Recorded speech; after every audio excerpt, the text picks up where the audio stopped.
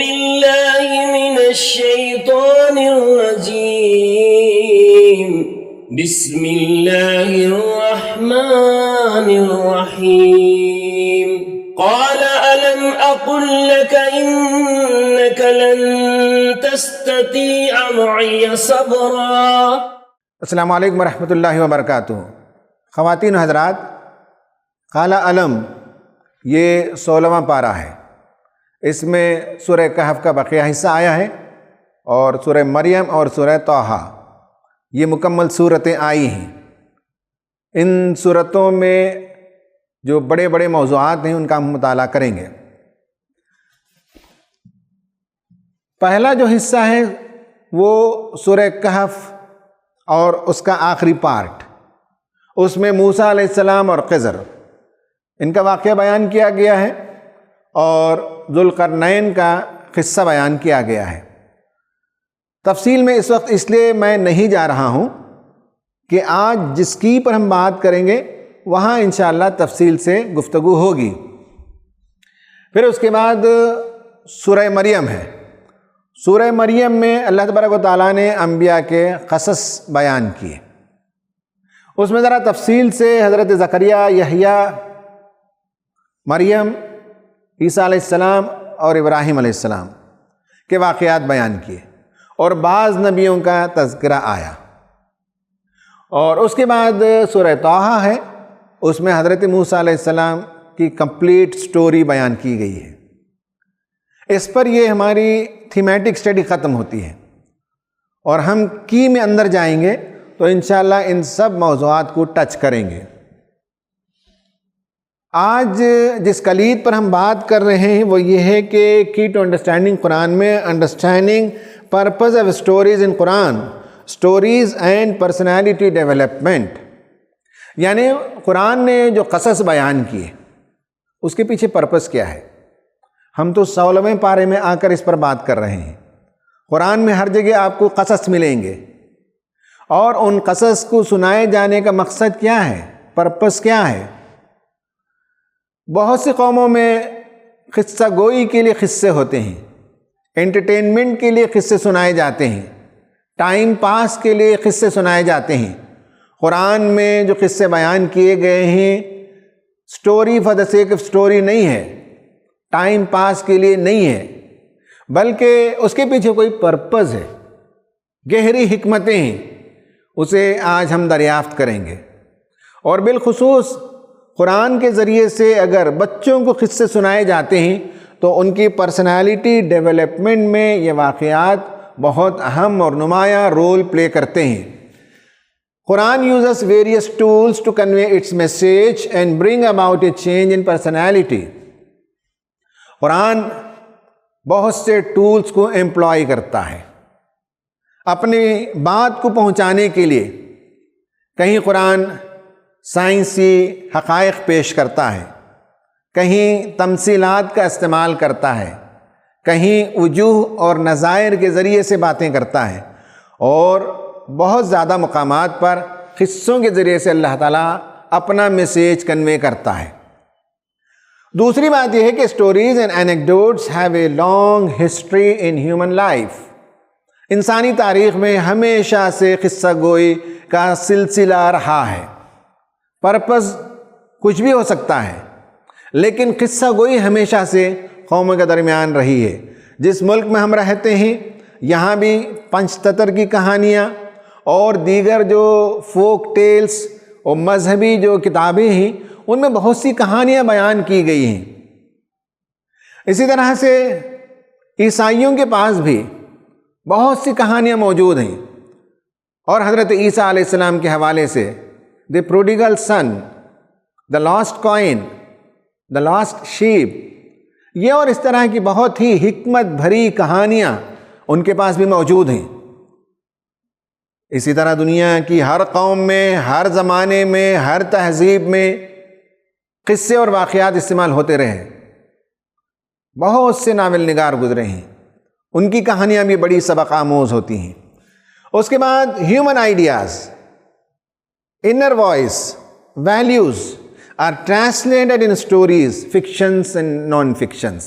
انسان غور و فکر کرنے والی ہستی ہے، وہ جانوروں کی طرح نہیں ہے، وہ ویژولائز کرتا ہے، وہ امیجن کرتا ہے، وہ خیالات کی دنیا میں گھومتا ہے، اور پھر ان خیالات کو ٹرانسلیٹ کرنے کی جب ضرورت پڑتی ہے تو کبھی وہ کہانیوں میں ٹرانسلیٹ کرتا ہے، کبھی وہ آرٹ میں اور پینٹنگ میں، کبھی شاعری اور نغمہ گوئی میں اسے ٹرانسلیٹ کرتا ہے۔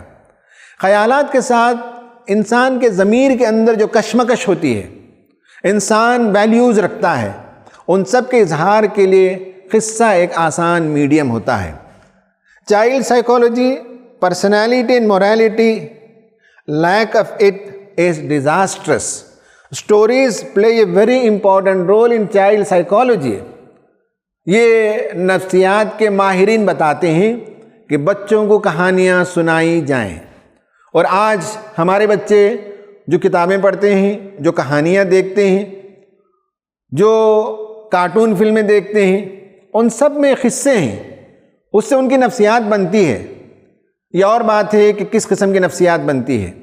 آج بچے جس قسم کے کارٹونز دیکھتے ہیں، اینیمیشن فلمز دیکھتے ہیں، کہانیاں پڑھتے ہیں، وہ ایک پرپز لیس زندگی کی طرف لے جاتے ہیں۔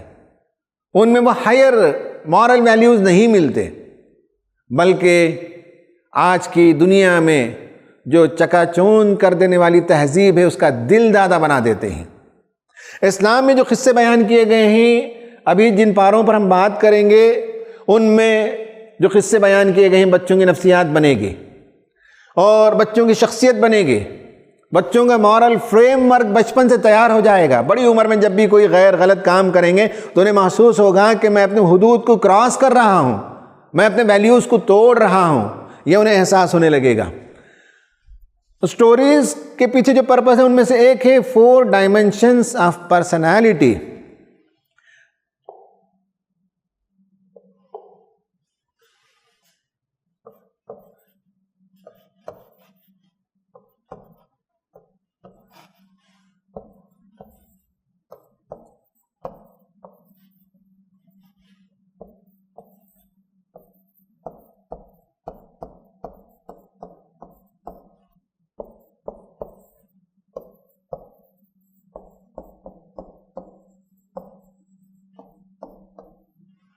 کہا جاتا ہے کہ یہ شخصیت کے 4 ڈائمینشنز ہیں: mind, body, spirit and sentiments. قرآن میں جو قصص آئے ہیں، اگر ہم بچوں کو سناتے رہیں بچپن سے، تو ہر سٹوری کے ذریعے سے شخصیت کے کسی نہ کسی پہلو کو اجاگر کرنے، مولڈ کرنے، اس کی تعمیر کرنے میں مدد ملے گی۔ کبھی وہ کیسے انٹلیکچوئل بنے، ان کی ذہانت کیسی ہو، حکمت کی کیوں ضرورت ہے، وہ بات سمجھ میں آ گئی۔ کبھی قوی الجثہ ہونا، جسمانی طور پر صحت مند ہونا، لیڈرشپ کے لیے بہت ضروری صفت ہوتی ہے، وہ انہیں سمجھ میں آئے گا۔ کبھی معلوم ہوگا کہ ان کی روحانیت کے اندر لطافت پیدا کرنے، پاکیزگی پیدا کرنے، طہارت، قلب و نظر کی طہارت پیدا کرنے کے لیے واقعات انشاءاللہ بچوں کے لیے مہمیز کا کام کریں گے۔ اور کبھی ان کے سینٹیمنٹس، ان کے جذبات، ان کے ایموشنز، ان سب کو مولڈ کرنے میں یہ واقعات بہت اہم رول پلے کریں گے۔ اب آپ دیکھیے کہ نیکسٹ جو پرپز ہے واقعات سنانے کا، وہ یہ ہے کہ it is easier to construct the solid personality of youngsters than to fix the broken men. یہ ایک امریکن پارلیمنٹیرین کی بات ہے۔ بچوں کو اگر بچپن سے ہم کہانیاں سناتے ہیں تو ان کی شخصیت کی تعمیر صحیح خطوط پر ہوتی ہے، ان کی پرسنالٹی کے فاؤنڈیشنز مضبوط ہوتے ہیں۔ جب بڑی عمر کو پہنچ جائیں اور اگر بچپن میں ہم نے یہ بنیادیں انہیں فراہم نہیں کی تو ان کی شخصیت ڈگمگاتی ہے، برائیوں کی طرف انہیں کشش ہوتی ہے، بہت سی بری عادتیں بچوں کے اندر پیدا ہو جاتی ہیں۔ تو بروکن مین کو ٹھیک کرنا، فکس کرنا یہ مشکل کام ہے۔ بری عادت پیدا ہی نہ ہو تو بہت آسان ہے۔ ویلیوز کی بنیاد پر، قصوں کی بنیاد پر اگر شخصیت صحیح خطوط پر تعمیر ہوتی ہے تو پھر آگے چل کر فکسنگ اے بروکن پرسن یہ نہیں ہوگا۔ ایک اچھی پرسنالٹی کو ہم ڈیولپ کر سکیں گے۔ اور قرآن میں یہ بتایا گیا کہ پرپس کیا ہے، قد کان فی قصصہم عبرۃ لأولی الالباب۔ سورہ یوسف کی آخری آیت ہے کہا کہ واقعات اس لیے سناتے ہیں تاکہ اس کے ذریعے سے انٹلیکچوئلز کو سبق ملے، یعنی واقعات کے سنانے کا مقصد انٹلیکچوئل گروتھ ہے، انسان کی ذہانت کو تیز تر کرنا بھی پیش نظر ہے۔ پھر دیکھیے ما کان حدیثا یفترا، یہ کوئی گھڑی ہوئی بات نہیں ہے، یہ کوئی فکشن نہیں ہے جو ہم قرآن میں سنا رہے ہیں، بلکہ ولیکن تصدیق الذی بین یدیہ، یہ نان فکشن ہے، تمہارے درمیان جو واقعات ہوئے ہیں انہی واقعات کو ہم سنا رہے ہیں۔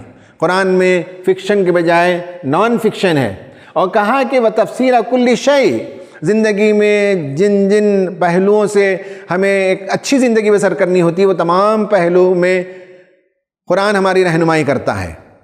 کبھی ہمیں اپنی ذات سے لڑنا ہوتا ہے، کبھی ہمیں گھر میں ایشوز ہوتے ہیں، کبھی ہمیں معاشی زندگی میں حلال و حرام کے مسائل آ جاتے ہیں، کبھی سوسائٹی میں ہمیں بہت سے ایشوز کو انکاؤنٹر کرنا پڑتا ہے۔ وتفصیل کل شیء، ہر ضرورت کی چیز کی تفصیلات وہاں ملیں گی۔ اور کہا وہ ہدی و رحمہ، راستہ ہے، ہدایت ہے، گائیڈنس ہے، زندگی کی شاہراہ معلوم ہوتی ہے ان کہانیوں سے، اور رحمت ہے، مرسی ہے، سینٹیمنٹس کو ٹھنڈک ہے، ایموشنز کو بیلنس کرنے کے مواقع ملتے ہیں۔ یہ وہ پرپزز ہیں قرآن میں جو واقعات بیان کیے گئے ہیں۔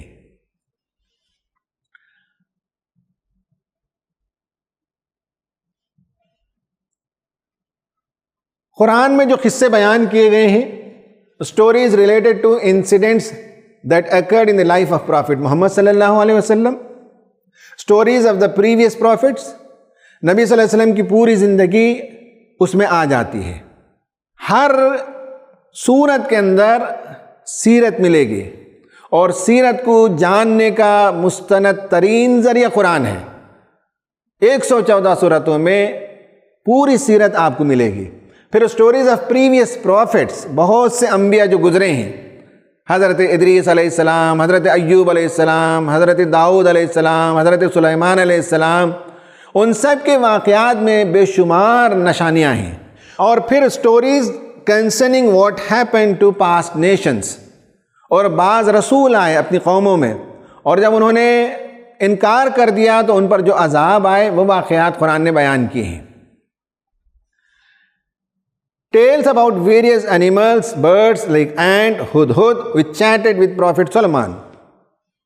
انبیاء اور انسانوں ہی کے واقعات نہیں، بلکہ چیونٹی نے جو گفتگو کی، ہدہد نے جو کلام کیا سلیمان علیہ السلام سے، اس کا بھی ذکر ملتا ہے۔ خواتین و حضرات، یہ ہمیں یاد ہونا چاہیے کہ ہم سے اس کائنات کی ہر چیز کلام کر رہی ہے۔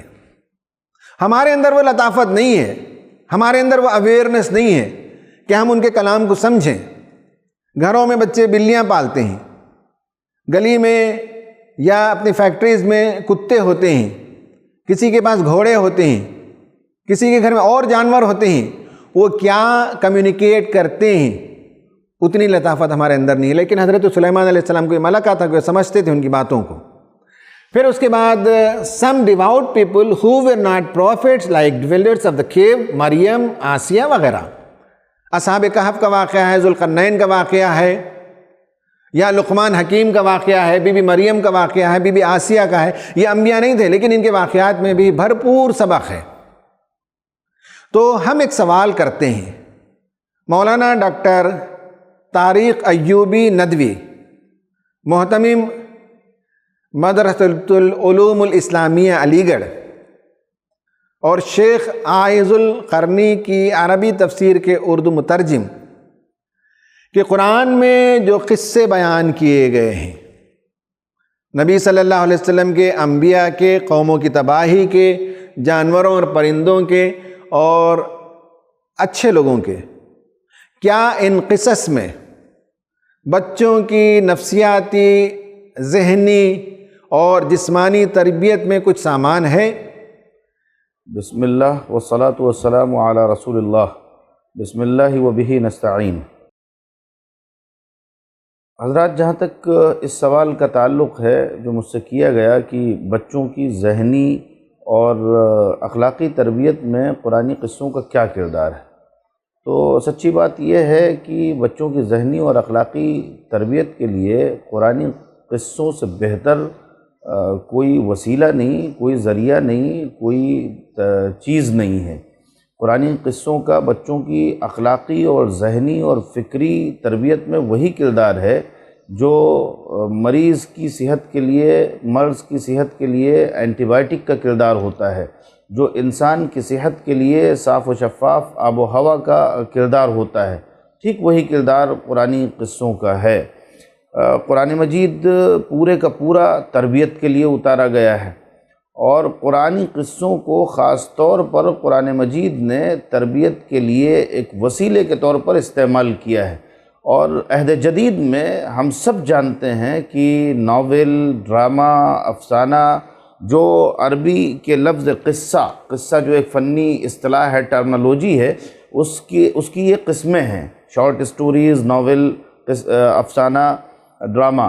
تو قرآن مجید نے اس کو بحیثیت وسیلے کے استعمال کیا، اور ہم جانتے ہیں کہ عصر حاضر میں افسانہ، ناول اور ڈرامہ نے پورے نظریات کو فروغ دیا ہے، چاہے وہ کمیونزم ہو، چاہے وہ کیپٹلزم ہو، چاہے وہ سوشلزم ہو۔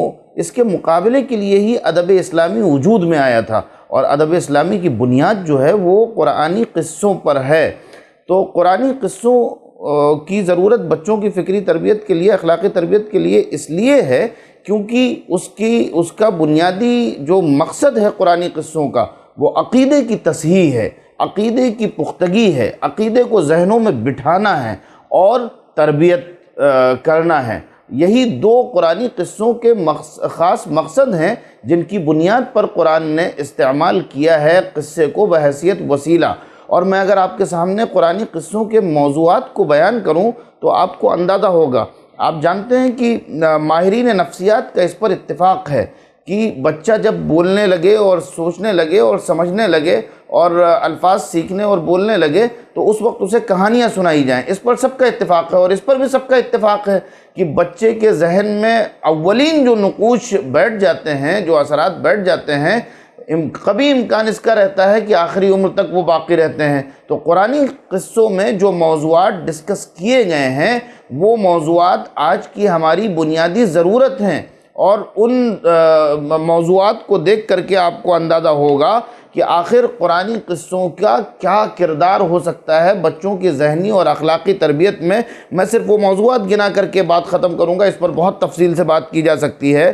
قرآن کریم میں اللہ تبارک و تعالیٰ کے متعلق انسان کے تصور کی تصحیح پر قصوں میں گفتگو کی گئی ہے، کفر و ایمان کی اور ایمان و مادیت کی کشمکش پر یہ قصے گفتگو کرتے ہیں، انفرادی سرکشی، اجتماعی سرکشی، قومی سرکشی پر گفتگو کرتے ہیں، منعمین کے ساتھ، انعام پانے والوں کے ساتھ، مومنین کے ساتھ اللہ کی رحمت کیسے ہوتی ہے اور اللہ کے کیا انعامات ہوتے ہیں، کیا رعایت ہوتی ہے، اس پر گفتگو کرتے ہیں۔ اسی طرح مجرمین کے ساتھ کیا معاملہ ہوتا ہے اس پر گفتگو کرتے ہیں، تخلیق کائنات اور تخلیقات الہی پر گفتگو کرتے ہیں، اور اسی طرح سے جناب والا انسان اور تقدیر، انسان اور مال، گناہ اور توبہ، انسانی احساسات، انسانی نفسیات اور معاشرے کا فساد اور معاشرے کی قدریں، ان سارے موضوعات پر یہ قرآنی قصے گفتگو کرتے ہیں۔ اب اگر ہم ان قصوں کو بچوں کے لیول پر اتار کر کے بچوں کے سامنے پیش کرتے ہیں تو ظاہر ہے کہ یہ جو اس وقت کے اسلاموفوبک ماحول، غیر اسلامی ماحول، غیر دینی ماحول اور خالص مادی ماحول ہے، اس میں بہت مفید ہوں گے انشاءاللہ العزیز۔ مولانا علی میاں نے قصص النبیین اسی نقطے کے پیش نظر لکھی تھی جس پر عالم عربی کے ادبا، بالخصوص اسلامی فکر کے حامل ادبا، اخوانی ادبا نے اس کا بھرپور استقبال کیا۔ جزاکم اللہ خیرہ، بارک اللہ فیکم، السلام علیکم۔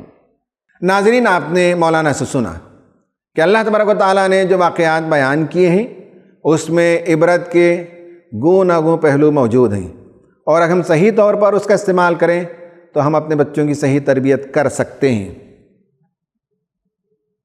ناظرین، اس سلائیڈ پر گفتگو کرنے سے پہلے آپ کو یہ دلچسپ بات بتاؤں کہ امریکہ کے بعض انسٹیٹیوشنز نے، ملیشیا کے بعض انسٹیٹیوشنز نے یہ تجربے کیے ہیں کہ قرآنی قصص بچوں کو پہلے سنائے جائیں۔ کبھی اس کے ویڈیوز بتائے گئے، کبھی لیکچرز بتائے گئے، کبھی کہانیاں سنائی گئیں. پھر اس کے بعد 15-20 دن کے بعد ان کا اسپریچول کوشنٹ، ان کی روحانی حساسیت یا ان کی شرح روحانیت میں کیا اضافہ ہوا اسے میجر کیا گیا. اس کا ایک انوینٹری ہوتا ہے، اس کا ایک کوشچنر ہوتا ہے. اس انوینٹری میں 15-20 سوالات ہوتے ہیں. کہانیاں سننے سے پہلے بھی وہ انوینٹری انہیں دی جاتی ہے، کہانیاں سنانے کے بعد بھی وہ ان سے فل اپ کرایا جاتا ہے اور شخصیت کے اندر نمایاں فرق محسوس ہوتا ہے. لہٰذا یہ جو واقعات جس پر ہم بات کریں گے سرسری طور پر، آپ اگر اپنے بچوں کو ان واقعات کو سنانے کا اہتمام کریں گے تو لازماً ان کی شخصیت کے اندر روحانیت پیدا ہوگی، ان کا اسپریچول کوشن ڈیولپ ہوگا. اب آئیے سورہ کہف میں سے 2 واقعہ، سورہ مریم سے کچھ واقعات، سورہ طٰہٰ سے کچھ واقعات لیتے ہیں اور ان کے پیچھے جو پرپس ہے اسے فائنڈ آؤٹ کرتے ہیں. مثلاً سورہ کہف میں آیت نمبر 65 سے 82 میں جو واقعہ بیان کیا گیا ہے اس کا بڑا حصہ اس پارے میں آیا ہے. وہ حضرت موسیٰ علیہ السلام اور خضر کا سفر ہے، اور اس میں بعض وہ امور حضرت موسیٰ نے دیکھے جو اپیرنٹلی ظاہر بین نظر میں شریعت کے خلاف تھے. لیکن یہ معلوم ہونا چاہیے کہ دنیا میں جو کچھ نظر آتا ہے وہی کچھ نہیں ہے. حقیقت تو یہ ہے کہ جو نظر نہیں آتا وہاں تک نگاہ پہنچے. یہ صرف موسیٰ علیہ السلام اور خضر ہی کا واقعہ نہیں ہے. آئے دن دنیا میں ہم بہت سی باتیں دیکھتے بھی ہیں، سنتے بھی ہیں، اور میڈیا ایک امیج لوگوں کے ذہنوں میں بٹھا دیتا ہے. کند ذہن، چھوٹی عقل والے اس نریٹیو کو مان لیتے ہیں. ذہین لوگ اس کنسٹرکٹ کو، اس نریٹیو کو کوشچن کرتے ہیں، اس کے پیچھے جو حقیقتیں ہیں اسے دریافت کرتے ہیں. یہ قرآن کا طریقہ ہے. تو وہ جو واقعات ہوئے ان کے پیچھے جو حکمتیں ہیں جن پر میں نے اس سے پہلے والے پارے میں گفتگو کی ہے، حضرت خضر نے بتایا کہ کشتی کو چھیدنے کا ایک پرپس تھا کہ تاکہ ان غریبوں کی کشتی کو بچا لیں، اور کسی ماں باپ کا اچھا بھلا چنگا نوجوان بچہ اگر مر گیا تو اس میں ماں باپ کے لیے اللہ تعالیٰ کے پیش نظر کچھ اور فیصلے تھے. گرتی دیوار کو کھڑی کرنے کے پیچھے مقصد یہ تھا کہ جو صالح والدین تھے ان کے بچوں کے لیے آگے چل کر جب وہ میچیور ہو جائیں تو انہیں کشائش ملے، دولت ملے. ان حکمتوں کے تحت دنیا میں بہت سے کام ہوتے ہیں جو ظاہر بین نگاہ کو سمجھ میں نہیں آتے. اسی طرح سے 83 سے 98 میں سورہ کہف میں ذوالقرنین کا قصہ بیان کیا گیا. آج گڈ گورننس ایک منترا ہے. جو گڈ گورننس نہیں کرتے وہ بھی دنیا کو جھانسا دیتے ہیں کہ ہم گڈ گورننس کے لیے آئے ہیں. گڈ گورننس کیا ہے؟ اچھی حکمرانی کیا ہے؟ ذوالقرنین ایک بادشاہ تھا. وہ اپنی مملکت میں سفر کرتا تھا. کبھی اس نے مشرق کا سفر کیا، کبھی اس نے مغرب کا سفر کیا، کبھی اس نے ناردن علاقوں کا سفر کیا. سفر کرنے کا مقصد یہ تھا کہ رعایا سے ملاقات ہو، لوگوں سے ملاقات ہو، ان کی صورتحال، ان کی کیفیات کو جاننے کا موقع ملے. اور ایک مقام پر جب وہ پہنچا تو لوگوں نے کہا کہ ہماری بستی کا بہت بڑا پرابلم یہ ہے کہ سرحد کے اس پار سے بعض قبیلے ہیں جو لٹیرے ہیں، وہ ہمارے محلوں میں، ہماری بستیوں میں آتے ہیں اور لوٹ کر چلے جاتے ہیں، غارت گری کرتے ہیں. اے بادشاہ، ہمارے لیے کچھ سیفٹی کا انتظام کر دیجئے. وہ جو پہاڑوں کے بیچ میں گارج ہوتا ہے، کھائی ہوتی ہے جہاں سے ادھر کی قومیں آتی تھیں، تو ذوالقرنین نے کہا کہ ٹھیک ہے، میں ایک بند باندھ دیتا ہوں، میں ایک دیوار کھڑی کر دیتا ہوں. اور دیوار کھڑی کرنے کے لیے مین، میٹیریل اور منی یہ موسٹ امپورٹنٹ ریسورسز ہوتے ہیں، پلس ٹائم. مینجمنٹ کس کو کہتے ہیں؟ مینجمنٹ انہی 4 چیزوں کا نام ہے. موبلائزیشن آف مین، میٹیریل اور منی، اسے مینیج کرنا ہوتا ہے اور ود ان ٹائم کرنا ہوتا ہے. تو انہیں میٹلز کی ضرورت تھی، آئرن اور کی ضرورت تھی، اور پھر اس کے بعد برانز کی ضرورت تھی. ان سب کے ذریعے سے فرنس کو انہوں نے بنایا ہوگا، اس کی میلٹنگ کی ہوگی، پھر دیوار انہوں نے کھڑی کر دی۔ گڈ گورننس کیا ہے؟ یہ واقعہ بچوں کو سنانے سے معلوم ہوتا ہے کہ آگے چل کر آپ کے بچے ہو سکتا ہے کہ MLA بنے، MP بنے، پرائم منسٹر بنے، دنیا کے بڑے حکمران بنے، یا IAS آفیسر، IPS آفیسر بنے۔ انہیں بچپن سے یہ قصے اگر سنا دیے جائیں تو انہیں معلوم ہوتا ہے کہ واٹ از گڈ گورننس۔ سورہ مریم میں جب آتے ہیں تو حضرت ابراہیم علیہ السلام اپنے والد محترم سے بات کرتے ہیں، اذ قال لأبیہ یا ابت لم تعبد ما لا يسمع ولا يبصر ولا یغنی عنک شیئا، اے ابا جان آپ ان چیزوں کی عبادت کیوں کرتے ہیں جو نہ سنتے ہیں، نہ دیکھتے ہیں، اور نہ ہی وہ آپ کی کوئی ضرورت پوری کر سکتے ہیں۔ یعنی بچوں کو پہلے دن سے معلوم ہوتا ہے کہ ہمارا تعلق ایک زندہ خدا سے ہونا چاہیے، جو سمیع بصیر ہے، جو حی قیوم ہے، جو رحمت اور رافت سے بندوں کے معاملات کو حل کرتا ہے۔ بچوں کا تعلق خدا سے زندہ تعلق ہو اور زندہ خدا سے تعلق ہو، یہ واقعہ ہمیں بتاتا ہے۔ اسی طرح سے حضرت زکریہ علیہ السلام کی عمر کافی ہو گئی، انہیں اولاد نہیں تھی، لیکن ایک بندہ مومن کو کبھی بھی نا امید نہیں ہونا چاہیے، اور اللہ تعالیٰ اسباب کا محتاج نہیں ہے، وہ مسبب الاسباب ہے۔ حضرت زکریہ کو یحییٰ جیسی بہت ہی پیاری اولاد اللہ تعالیٰ نے بڑی عمر میں عطا کی۔ بچپن سے یہ واقعات سنتے ہیں، اور خود بڑوں کے لیے بھی ان سب واقعات میں بڑی رہنمائی ہے کہ کبھی مایوس نہیں ہونا، کبھی نا امید نہیں ہونا، کبھی دعا سے تھک ہار کر خاموش نہیں بیٹھ جانا، مسلسل اللہ تعالیٰ سے پوچھتے اور مانگتے رہنا چاہیے، اور انشاءاللہ مرادیں پوری ہوتی ہیں۔ اور بی بی مریم کا ذکر آیا، عورتوں میں ہائیسٹ آرڈر کی روحانی عورت تھی وہ۔ پھر اس کے بعد حضرت موسیٰ علیہ السلام فرعون کے دربار میں جاتے ہیں، سورہ طٰہٰ کے اندر یہ واقعہ آیا ہے، اور جانے سے پہلے دعا کرتے ہیں، رب اشرح لی صدری ویسر لی امری واحلل عقدۃ من لسانی یفقہوا قولی۔ کمیونیکیشن کا جو سائنس ہے، سائنس آف کمیونیکیشن، اس سے معلوم ہوتا ہے۔ بچوں کو بتانا چاہیے، انہیں بھی زندگی میں بارہا بڑے بڑے لوگوں سے بات کرنے کے مواقع ملتے ہیں، انہیں گفتگو کرنے کی ضرورت پڑتی ہے، کبھی اپنے اسکول کے پرنسپل سے، کبھی پولیس آفیسر سے، بڑے ہو جاتے ہیں تو کبھی DM سے، کبھی کلکٹر سے، کبھی CM سے، کبھی PM سے، کبھی میڈیا سے بات کرنی پڑتی ہے، ایڈریس کرنا پڑتا ہے۔ کیسے بات کریں، کیا طریقہ ہو؟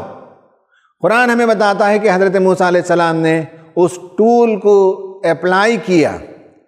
4 اس میں ٹولز ہوتے ہیں، 4 امپورٹنٹ مرحلے ہوتے ہیں۔ پہلا مرحلہ یہ ہے کہ آئیڈیا کی کلیئرٹی ہو، رب اشرح لی صدری، جو کچھ میں بات کرنے جا رہا ہوں اس پر مجھے شرح صدر ہو، اس پر مجھے یقین ہو، اس پر مجھے کنوکشن ہو، مجھے آئیڈیا کلیئر ہو کہ کیا بولنا ہے، کیا نہیں بولنا ہے۔ وہاں جا کر حالات جیسے کچھ ہوں گے تب بات کریں گے، یہ نہیں ایک انٹلیکچوئل آدمی پہلے سے ویل پریپیئرڈ جاتا ہے، اور جو امکانی سوالات ہو سکتے ہیں ان سب کی تیاری کر کے جاتا ہے۔ اور اس کے بعد ویسر لی امری، پھر انسان اپنے خیالات کو جب اسے شرح صدر ہو جائے تو ان کوڈنگ کرتا ہے، اسے کیپسول میں پیک کرتا ہے، الفاظ، جملے، عبارتیں، مسائل اور ڈیٹا اور سلیوشن، کیا آپ چاہتے ہیں بات کرنا، ان سب کو بیوٹیفلی انکوڈ کرنا پڑتا ہے، ویسر لی امری۔ پھر اس کے بعد ڈیلیور کرنا پڑتا ہے۔ آپ بول سکتے ہیں، آپ لکھ سکتے ہیں، اور بھی طریقوں سے کنوے کر سکتے ہیں۔ تو وَحْلُلْ عُقْدَةً مِّن لِّسَانِي، جب میں بولوں تو میری زبان کی لکنت کو دور فرما دے۔ یعنی حضرت موسیٰ علیہ السلام کو زبان میں ان معنوں میں لکنت نہیں تھی جس طرح سے ہم سمجھتے ہیں، بلکہ انہیں جا کر بات کرنی تھی اپنے فاسٹر فادر سے، کوئی معمولی آدمی نہیں تھا، وہ بندہ جس نے انہیں بچپن سے اٹھا کر پالا اور پوسا، شہزادوں کو جیسی تربیت دی جاتی ہے ویسی تربیت انہوں نے دی۔ اب اسی بندے سے جو ان کا فاسٹر فادر ہے جا کر بات کرنا اور بتانا ہے کہ تم غلطی پر ہو اور مجھ پر وحی آئی ہے اور میں تمہیں سیدھا راستہ دکھا سکتا ہوں، یہ کوئی معمولی بات نہیں ہے۔ سلاست سے، روانی سے، اطمینان سے بولنا پڑتا ہے۔ تو یہ ہے وَحْلُلْ عُقْدَةً مِّن لِّسَانِي، ڈیلیوری اچھی ہو آپ کی، اور یفقہوا قولی، ڈیلیوری کرنے کے بعد جو ریسیور ہے جب وہ لے موضوع کو اور اسے ڈی کوڈ کرے، بالکل وہی پیغام وہ لے جو میں کہنا چاہتا ہوں. میں کہنا کچھ اور چاہتا ہوں, سامنے والا کچھ اور سمجھتا ہے, تو یہ کمیونیکیشن کا فالٹ ہے. اس کا مطلب ہے کہ کمیونیکیشن کے سائنس سے میری واقفیت نہیں ہے. حضرت موسیٰ علیہ السلام نے یہ چاروں اسٹیپس کے لیے دعا کی کہ مجھے آئیڈیا کی کلیئرٹی دے, مجھے انکوڈنگ کی صلاحیت دے, مجھے ڈیلیوری کی صلاحیت دے, اور میری ڈیلیوری جب پہنچے سامنے والے کو, جب وہ ڈی کوڈ کرے تو ایگزیکٹلی وہی بات ڈی کوڈ کرے جو میں کہنا چاہتا ہوں.